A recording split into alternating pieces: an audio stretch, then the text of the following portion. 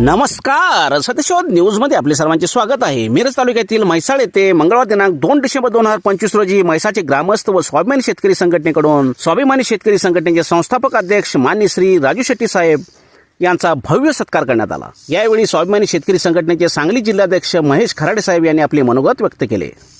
यासाठी स्वाभिमानीच्या प्रत्येक कार्यकर्त्यानं रक्त सांडलेलं आहे, लाटाकाट्या खाल्लेल्या आहेत, तुरुंगवास भोगलेला आहे, घरादाराचा कधी विचार केला नाही, प्रपंचाचा कधी विचार केला नाही, कुटुंबाचा विचार केला नाही.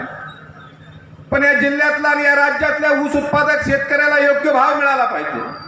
हाडाची काढाने रक्ताचं पाणी करून तयार केलेल्या ऊसाला योग्य भाव मिळाला, त्याला चांगला दाम मिळाला, तरच ह्या राबणाऱ्या शेतकऱ्याचं हित होणार आहे, त्याच्या पोराबाळांचं चांगलं शिक्षण होणार आहे, तुझा आर्थिक गाडा सुधारणार आहे.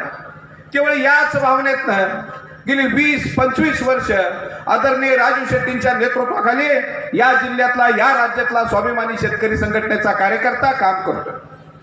पण शेतकरी भावांना आमची खंत आहे, 3500 रुपये भाव मिळाला, तुम्हाला चांगलं वाटतं. यानंतर स्वाभिमानी शेतकरी संघटनेचे संस्थापक अध्यक्ष माननीय श्री राजू शेट्टी साहेब यांनी ऊस उत्पादक शेतकऱ्यांसाठी FRP साठी न्यायालयीन लढाई कशी लढली याबद्दल सखोल माहिती दिली. डोके फोडले.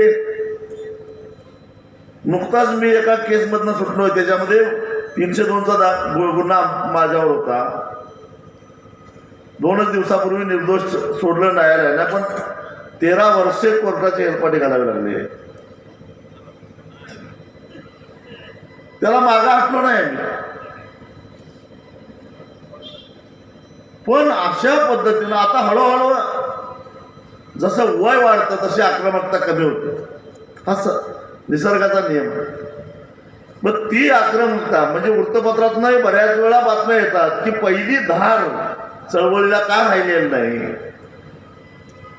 नव्या रक्ताची पोरं कमी झाली म्हणून धार कमी. आता ह्या वयात मी टायऱ्या फोडायच्या काय रस्त्यावर उतरून,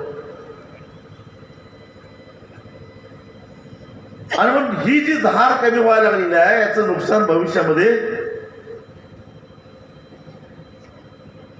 यावेळी स्वाभिमानी शेतकरी संघटनेचे पदाधिकारी, शेतकरी व ग्रामस्थ मोठ्या संख्येने उपस्थित होते.